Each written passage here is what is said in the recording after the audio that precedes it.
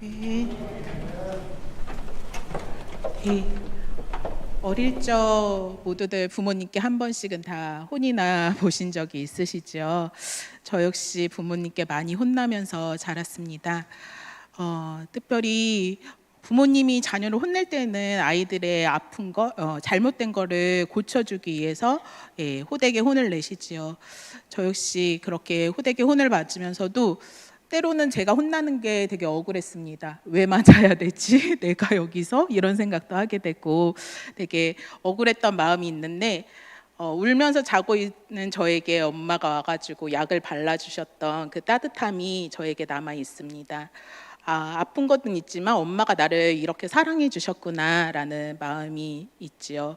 오늘 말씀도 그렇습니다. 하나님께서 우리에게 훈육하시는 이야기이십니다. 먼저 아모스 전체를 한번 이야기 나누려고 합니다. 아모스 선지자는 하나님으로부터 북이스라엘에 임할 심판을 듣고 선포합니다. 그뿐만 당시 이스라엘 백성들 중에 권력을 가진 자들이 자신의 부와 명예와 특권을 남용하며 사치할 뿐만 아니라 가난한 자들 것을 압제하였습니다. 하나님의 백성다운 삶을 살지 않고 있었던 것입니다. 더 나아가 이스라엘 백성들은 여호와의 날을 축복의 날, 번영의 날로 착각하며 살았습니다. 아모스는 그런 북이스라엘 백성들에게 여호와의 날은 무섭고 피할 수 없는 심판의 날이 될 것임을 선포하였습니다. 이러한 배경에서 오늘 본문 3장을 함께 보도록 하겠습니다. 3장 1절에서 2절을 함께 보시겠습니다. 이스라엘 자손들아 이 말을 들으라. 이것은 나 주가 너희에게 내린 심판의 말이다. 이집트 땅에서 데리고 올라온 모든 족속에게 내가 선언한다. 나는 이 땅의 모든 족속들 가운데 오직 너희만을 선택하였으나 너희가 모든 악을 저질렀으니 내가 너희를 처벌하겠다. 히브리 원문에서 보면은 맨 처음에 서두에 들으라라고 말하고 있습니다.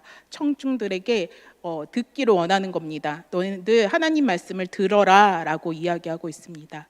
즉 아모스 선지자는 메시지의 중요함을 서두에 이야기하고 있는 것입니다.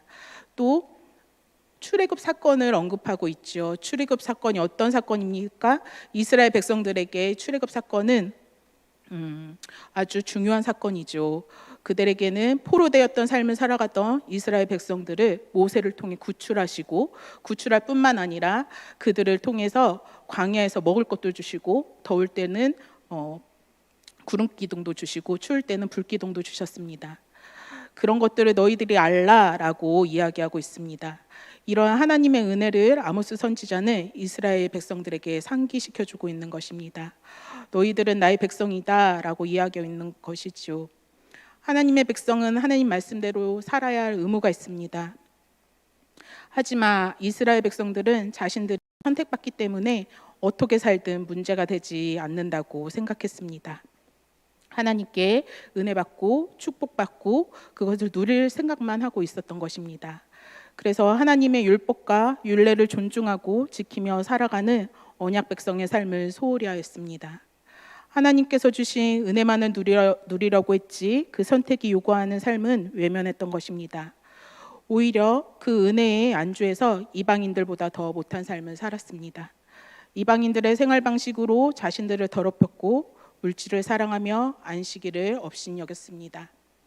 하나님께서는 이러한 북이스라엘 백성들의 죄에 대해 처벌하실 것임을 오늘 말씀에서 선언하고 있습니다. 이어서 아모스 선지자는 하나님께서 심판하실 수밖에 없는 이유를 수사적인 기법을 통해 이야기하고 있습니다. 어떠한 사건이 벌어졌는지 그것은 원인과 결과로 이야기하고 있는 것입니다. 3장 3절에서부터 7절은 원인과 결과로 나오고 있는데요. 3절을 먼저 보시겠습니다. 두 사람이 미리 약속하지 않았는데 그들이 같이 갈 수 있겠느냐라고 이야기하고 있습니다. 원인은 약속을 했기 때문에 결과로 같이 걸어갈 수 있다는 것이지요. 첨단의 사회를 살고 있는 요즘에는 약속을 잡는 것이 그렇게 어려운 것이 아닙니다. 그런데 불과 20년 전만 해도 핸드폰도 없고 전 삐삐를 쓰던 시대인데 공중전화를 찾아야 했던 그 시대에는 약속을 잡으면 그 약속은 꼭 지켰어야 했던 시대입니다. 약속을 한번 잡으면 하찮게 여길 수가 없던 거지요. 그럼 공중전화를 찾아야 되고 다시 약속을 잡아야 하는 그런 시대를 살았던데, 오늘 본문 말씀도 역시 두 사람이 같이 걸어갈 때에는 미리 약속을 했기 때문에 같이 걸어갈 수밖에 없다는 수사적인 기법을 사용하여 이스라엘 백성들의 죄악된 모습을 빗대어 선포하고 있는 것입니다. 4절에서 5절은 동물의 세계를 연상하게 합니다. 사자가 먹이를 잡지 않았는데 숲속에서 부르짖겠느냐? 젊은 사자가 움켜잡는 것이 없는데 굴 속에서 소리를 지르겠느냐? 사자가 숲속에 부르짖는 것은 먹이를 잡았기 때문이고 움켜잡는 것이기 때문에 굴에서 표효하지 않는다는 것입니다. 실감나는 표현이지요. 다음 장 넘겨주시겠어요? 네. 예, 그림으로 보면 되게 실감 나시지요. 사자가 먹잇감을 잡을 때에는 낮은 자세로 포복하며 간다고 합니다. 그리고 그 먹이를 잡고 나서는 부르짖고 울부짖는 모습을 볼 수 있습니다. 대자연의 모습을 가보진 못했지만 에버랜드를 가게 되면 그 사자를 만났을 때도 찬장 안에 있는데도 불구하고 엄청 무서웠던 기억이 납니다. 아모스 선지자는 사자의 먹이사슬을 통해 하나님의 심판이 임박했음을 선포하고 있습니다. 이어서 5절은 덫에 걸린 새를 비유하고 있습니다. 덫을 놓지 않았는데 새가 땅에 놓인 덫이 치이겠느냐? 아무것도 걸린 것이 없는데 땅에서 새 덫이 튀어오르겠느냐?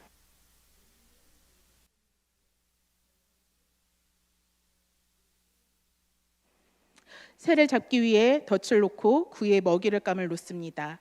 덫이 있는 줄 모르는 새는 그것을 먹기 위해 발을 내디다가 그만 덫에 걸리게 되지요. 덫이 튀어오른다는 것은 새가 덫에 걸렸기 때문이고 튀어오른다는 것은 묘사하고 있습니다. 이처럼 이스라엘 백성들에게 임박한 심판이 선포되고 있는 것입니다. 먹잇감을 잡기 위한 사자의 모습, 덫에 걸린 새의 모습을 통해 하나님의 진노하시는 모습을 생생하게 묘사하고 있습니다. 6절은 좀 더 구체적으로 북이스라엘 백성들에 대한 심판을 묘사하고 있습니다. 예, 한번 보시겠습니다. 성읍 안에 비상나팔이 울리는데 사람들이 두려워하지 않겠느냐? 상반절은, 하반절은 어느 성읍이 재앙이 덮이며 그것이 죽게 하시는 일이 아니겠느냐라고 이야기하고 있습니다. 지진이나 전쟁이 있게 되면 사람들은 두려워할 수밖에 없습니다. 두려워하는 것이 사람의 본능적인 것입니다. 아모스 선지자는 지진과 전쟁을 비유로 들며 하나님의 심판이 임박해왔다는 것을 선포하고 있습니다. 이곳에서 주목해야 할 것은 여호와께서 선포하신다는 것입니다. 2절에 언약적 관계를 깨트린 것에 대한 심판의 의미를 하는 것입니다. 하나님만을 섬겨야 했던 백성들이 세상의 부와 가치관을 따라 살아갔던 것에 대한 심판이 있던 것을 선포하는 것입니다. 하지만 북이스라엘은 경제적으로 번영하였기 때문에 자신들이 축복받았다고 생각하며 살았습니다. 아모스 선지자가 선포하는 것을 듣지 않았습니다. 이어서 7절은 아모스가 심판에 대한 선포를 할 수밖에 없었다는 것에 대한 변론이 이야기하고 있습니다. 하나님께서 어떤 일을 행하실 때에는 반드시 그 뜻을 선지자들을 통해 전달하시고 그가 무엇을 행하시고 무엇을 원하시는지 정확히 알려주십니다. 그러면서 선지자는 그 뜻을 반드시 전달해야 하는 사명이 있습니다. 아모스 선지자는 자신이 이러한 심판을 선포하는 이유에 대한 입장을 8절에서 이야기하고 있습니다. 8절은 좀 더 실감납니다. 사자가 으르렁거리는데 누가 겁내지 않겠느냐? 주 하나님이 말씀하시는데 누가 예언하지 않겠느냐? 참 실감나죠. 예, 눈에 그려지는 것 같습니다. 그런데 왜 아모스는 이러한 표현을 해야만 했을까요? 당시 북이스라엘 백성들은 아모스가 선포하는 것을 듣기 싫어하였습니다. 오히려 그 신탁에 대한 의구심을 가지고 거부하였죠. 따라서 아모스는 본격적으로 심판 신탁을 전하기 전에 앞서 자신이 선포하는 수밖에 없는 필연적인 이유에 대한 설명을 하고 있는 것입니다. 게다가 당시 이스라엘 백성들은 영토가 확장되어 많은 것들을 경제적으로 부강하였고 축복을 누리고 있었기 때문에 아모스의 이러한 선포가 귀에 들어오지 않았습니다. 현재 우리에게 누가 와서 이렇게 얘기하면 어떠시겠어요? 여러분, 하나님께서 지금 심판하십니다 라고 이야기하시면 어떻게 하시겠습니까? 저라면 저 사람 이단 아니야? 라고 이야기할 것 같습니다. 예, 당시 북이스라엘 사람들도 똑같았습니다. 그렇기 때문에 본격적으로 아모스가 자신이 하나님께서 받은 심판 신탁에 대해서 하나님께 받았다라는 걸 이야기해주고 있는 것입니다. 아모스 시대의 북이스라엘 상황과 현재 우리가 살고 있는 이 세상이 많이 흡사합니다. 경제적으로 어렵다고 하지만 우리가 누리고 있는 것은 아주 많습니다. 누릴 수 있는 것이 많은 뿐만 아니라 풍족하지요. 저희는 되게 많습니다. 그렇죠? 분기별로 여행도 많이 가고요. 가정의 차는 기본적으로 2대 이상 가지고 있습니다. 그리고 먹고 싶은 것은 마음껏 먹을 수 있죠. 재정이 허락한다면 말입니다. 믿음 생활이 자유롭게 할 수도 있습니다. 북이스라엘 상황도 이와 비슷했습니다. 그렇다면 오늘 하나님께서 아모스 선지자를 통해 언약 백성이 우리에게 하고 싶은 말씀이 있으십니다. 그것이 무엇인지 3가지로 나누어 살펴보려고 합니다. 첫 번째는 언약의 의무를 행하라입니다. 예수 그리스도를 주로 고백하는 모든 사람들을 그리스도인이라고 부릅니다. 영원히 죽을 수밖에 없는 우리를 예수님의 보혈로 그 공로로 하나님의 자녀되는 특권을 주셨습니다. 하나님께서 우리를 자녀 삼아 주셨고 또 그 자녀다운 삶을 살기를 원하십니다. 그렇다면 우리는 우리 아버지 대신 하나님의 자녀다운 삶을 살아야 됩니다. 아버지의 자녀에게 한없이 주는 은혜가 있습니다. 우리 부모님들을 보시면 아시겠지만 자녀에게 아낌없이 주시죠. 끝까지 주시고 잘못했어도 또 주시는 게 부모님이십니다. 그것처럼 우리 아버지 하나님도 우리가 잘못했어도 우리에게 끝까지 기다려주시고 한없이 주십니다. 하나님의 자녀된 특권을 받은 우리는 하나님의 자녀다운 삶을 살아야 됩니다. 누가복음 12장 48절에 무릇 많이 받은 자에게는 많이 구할 것이요 많이 맡은 자에게는 많이 달라 할 것이니라 말씀하십니다. 하나님께서 받은 것이 얼마나 되는지 한번 세어보십시오. 안락한 가정, 일할 수 있는 직업, 믿음의 가정, 믿음의 공동체, 부강한 나라도 주셨습니다. 또 각각의 재능도 주셨습니다. 우리가 주님 만날 때에 하나님께서 저와 성도님께 계수할 것입니다. 얼마나 잘했니? 얼마나 잘 살았니? 내 뜻대로 살았니? 라고 이야기하실 것입니다. 하나님의 자녀다운 삶을 살아가는 것은 우리의 욕심과 욕망을 따라 살아가는 것이 아닙니다. 하나님께 은혜를 받았다면 마땅히 하나님께 드려야 합니다. 그러할 의무가 우리에게 있습니다. 어릴 때는 부모님께 한없이 받았던 그 사랑을 나이가 들면 나이가 드신 노부모를 돌아봐야 할 의무가 자녀에게 있듯이 말입니다. 하나님의 자녀다운 삶을 살아갈 의무가 우리 모두에게 있습니다. 세상과 타협하지 마십시오. 하나님께서 우리에게 그리스도인다운 삶을 살으라고 말씀하고 계십니다. 두 번째는 신앙과 삶을 일치시켜라 라는 것입니다. 우리는 때때로 2가지 옷을 입고 살아갑니다. 주일에는 거룩한 모습으로 성도의 모습으로 교회 와서 열심히 봉사하고 예배드립니다. 교회 밖을 나가 일주일 동안 세상 속에서는 바쁘다는 핑계로 경건 생활도 하지 않고 또 우리 세상의 풍조에 따라 살아갈 때가 있습니다. 이것이 다른 사람의 이야기가 아니라 저의 이야기입니다. 저의 삶도 또 동일합니다. 주일에는 경건하게 생활하는 것 같지만 일주일을 돌아봤을 때 경건한 삶을 살아가는 것이 참 쉬운 일이 아닙니다. 그럼 우리에게 하나님은 다 아시는 하나님께서 용서해 주십니다. 그리고 또 회개하면 다시 우리에게 사랑한다라고 이야기해 주십니다. 거룩한 성도로 살아간다라는 것은 참 쉽지 않습니다. 그렇기 때문에 우리는 날마다 깨어서 기도하고 하나님께 나아가야 됩니다. 우리의 일상을 한번 돌아보십시오. 공중도덕을 잘 지키고 계십니까?